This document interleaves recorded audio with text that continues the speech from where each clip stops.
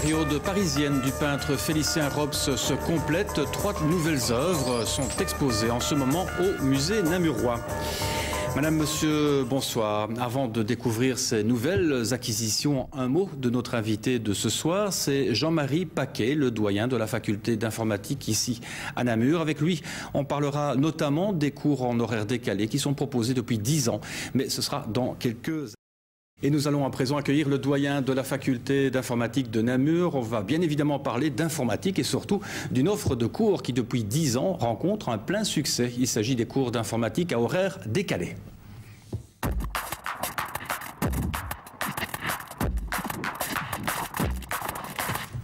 Jean-Marie Jacquet, bonsoir. Alors c'est vrai que les cours d'informatique en horaire décalé ont 10 ans cette année. Alors qu'est-ce qui est à l'origine? Quelle est l'idée à l'origine de cette création de cours? Bien, Monsieur Doumont, merci de me recevoir. Les doyens se succèdent de 4 en 4 ans et donc je pense qu'il faut rendre justice à mon prédécesseur il y a 10 ans qui était Jean Fichevet et qui a eu cette idée à l'approche de l'an 2000 et du passage à l'euro. Vous vous souvenez probablement, c'était une époque où on demandait beaucoup d'informaticiens, à la fois de pouvoir répondre aux besoins du marché, mais aussi une idée qui lui tenait à cœur de pouvoir répondre à cette idée d'une promotion sociale, si on peut dire les choses comme ça, qui permettrait à des étudiants qui n'auraient pas pu faire l'université, d'accéder à l'université et de décrocher des diplômes universitaires. Alors autant le dire tout de suite, ce type de formation dont on va voir quelques extraits dans quelques instants, ce type de formation, c'est une formation unique. Oui, tout à fait. Et nos cours à horaire décalé sont tout à fait équivalents aux cours du jour. Il n'y a d'ailleurs pas sur le diplôme une mention cours à horaire décalé ou cours du jour. Il s'agit bien de bachelier en informatique ou de master en informatique. À vrai dire, pour être vraiment complet, de bachelier en sciences informatiques et de master en sciences informatiques. Et c'est une formation qui affiche complet d'année en année, si je puis dire? C'est une formation qui a eu un grand succès à l'approche de l'an 2000, peut-être un trop grand succès, parce que nous avions vraiment beaucoup d'étudiants. À l'approche des années 2002-2003, suite à l'éclatement de ce qu'on appelait la bulle Internet, il y a eu un peu moins d'étudiants, mais effectivement, chaque année, nous avons des étudiants. Et ce qui est très bien, cerise sur le gâteau, c'est qu'ils trouvent tous un emploi à la sortie de leurs études, soit une reconversion d'étudiants qui étaient orientés dans d'autres disciplines, soit des promotions d'étudiants qui auraient fait, par exemple, un bachelier professionnalisant, qu'on rappelait avant gradué en informatique, et qui permettent, grâce à un diplôme universitaire, d'accéder à des fonctions qui leur étaient interdites jusqu'alors. Eh bien, Jean-Marie Jacquet, je vous propose de nous plonger dans l'ambiance d'un de ces cours et de rencontrer quelques étudiants qui sont bien courageux, car après leur journée de travail, ils vont à l'école, sur les bancs, à l'université. 18 h alors que la plupart des étudiants ont quitté leur auditoire, ce n'est pas le cas pour ces étudiants. Ils suivent des cours d'informatique à horaire décalé à l'université de Namur. Mais le cursus horaire décalé de base, c'est l'idée de permettre aux gens qui travaillent de poursuivre leur formation et d'obtenir un diplôme d'équivalence universitaire. Donc exactement comme les étudiants de cours du jour obtiendraient. De manière à pouvoir continuer leur carrière professionnelle, évoluer, ou simplement se former pour le plaisir de se former. L'horaire de ces cours représente une charge assez lourde, 6 heures en soirée la semaine et 4 heures le samedi matin. Bref, il faut être motivé. J'ai été motivé parce que j'ai fait le graduat en informatique et puis je travaille dans le cadre universitaire. Je me sentais un peu frustré de m'occuper du parcours des étudiants de lycée, de ne pas avoir un diplôme universitaire. Alors j'ai décidé de faire les cours du soir après le travail. C'est très dur pour nous, mais aussi pour la famille, parce qu'on se voit de moins en moins. On a quand même cours 3 fois par semaine, donc ça fait beaucoup. L'avantage, c'est que vous ne devez pas faire la nourriture aujourd'hui. Oui, c'est l'avantage. Pas de nourriture, pas de vaisselle. L'informatique réservée aux garçons, on pourrait tenter de le croire. Ici, le nombre de participantes se compte sur le doigt d'une main. C'est pas pénible d'être quasi la seule femme ici du groupe? Je suis habituée, ça a été comme ça durant toutes mes études et depuis le moment où je travaille, donc c'est l'habitude. Un peu chouchouté? Ça dépend, parfois un peu les moqueries aussi, ou ils aiment bien de me taquiner. Qui se moque ici? Mes 2 voisins. Malgré les contraintes des horaires, la formation permet aux étudiants d'obtenir un master en informatique au bout de 4 ans, alors qu'il en faut 5 en cours du jour. Aujourd'hui, les cours affichent complet. Ce n'était pas le cas l'année passée. Il faut dire que depuis cette année académique, il ne faut plus au minimum avoir un diplôme de l'enseignement supérieur. Aujourd'hui, un diplôme de l'enseignement secondaire suffit. Jean-Marie Jacquet, on l'a compris, ce sont des gens qui veulent se réorienter ou des gens qui sont déjà gradués, qui veulent parfaire leur formation. Oui, parfaitement. Donc, c'est les deux types de publics que nous avons.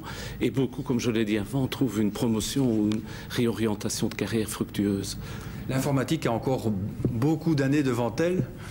Oui, je pense qu'on peut dire que l'informatique date de la Deuxième Guerre mondiale, quelque chose comme ça. Donc ça fait à peine un demi-siècle. Et si on pense à la physique, où il a fallu 20 ans avant de voir apparaître Einstein et des découvertes, on voit que l'informatique est une science très très jeune. Mais ce qui est très bien aussi, c'est que c'est une science très très dynamique, qui varie constamment. Et je pense probablement à l'université, c'est une des disciplines les plus passionnantes, justement, parce que ça évolue si rapidement et ça permet de se remettre, d'être forcé à se remettre à jour constamment. Oui, il faut constamment se mettre à jour, ça veut dire qu'y compris les enseignants, les professeurs.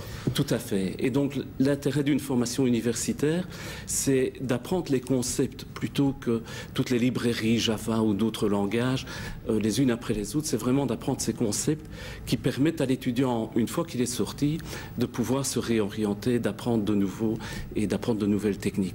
Finalement, on peut dire que les techniques évoluent très très rapidement, mais les concepts, heureusement, eux, évoluent beaucoup plus lentement, et ce qui permet aux professeurs et aux étudiants diplômés de pouvoir suivre toutes ces innovations technologiques. Quand on suit une formation pareille et qu'on est diplômé, on peut aller ailleurs, dans d'autres universités, par exemple en Europe, puisqu'on est à l'heure de l'ouverture des frontières, poursuivre encore et aller encore plus loin dans la formation ? Oui, donc effectivement, on est à l'heure de Bologne avec ce qu'on appelait 3-5-8, un bachelier en 3 ans, un master en 2 ans supplémentaires et puis une thèse de doctorat après 3 ans. Il y a eu des étudiants très brillants au cours horaire décalé à qui on a proposé de faire une thèse de doctorat, mais ils nous ont avoué que la charge familiale et de travail ne rencontrait pas nécessairement un désir d'aller jusque-là. Cela étant, effectivement, en communauté française de Belgique, il y a des normes d'harmonisation qui permettent à un étudiant ayant un bac d'aller, un diplôme de bachelier, d'aller s'inscrire dans une autre université et au niveau du master, d'aller dans des stages Erasmus ou d'aller voir dans d'autres universités. Mais il faut être honnête, le travail de ces personnes qui viennent à horaire décalé ne leur permet pas vraiment d'aller faire des stages Erasmus de 6 mois en Angleterre ou dans d'autres pays paradisiaques. Et la charge familiale probablement ne leur autoriserait pas de tels déplacements. Alors dans 10 ans, ici même, ce sera un autre doyen qui viendra pour célébrer les 20 ans. Et alors il nous dira quoi? Il nous dira, voilà, on a réussi dans la deuxième décade, les défis de ceux de la deuxième décade, quels sont-ils? Les défis majeurs, je pense, c'est tout ce qui est technologie mobile. Vous avez probablement vu que cet été est sortie toute une série de GSM appelés smartphones, avec des connexions Internet mobiles à des prix très très abordables. Et je pense qu'on va vers le développement d'applications mobiles très très importantes qui fait beaucoup plus qu'imiter un fil qu'on n'a plus derrière l'ordinateur portable. Les grandes sociétés prévoient aussi d'avoir une informatique orientée vers les services, c'est-à-dire plutôt que de vendre du logiciel et des prouesses technologiques, ce qu'on veut faire, c'est vendre des services, c'est-à-dire rendre service à la population.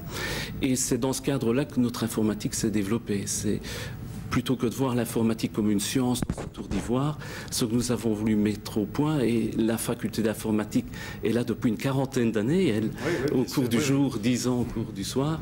Depuis le début, c'était exactement le défi, c'est de mettre toutes ces technologies en phase finalement avec la société et pouvoir répondre aux besoins de la société, que ce soit des besoins de Monsieur Tout-le-Monde ou de grandes organisations comme les banques par exemple.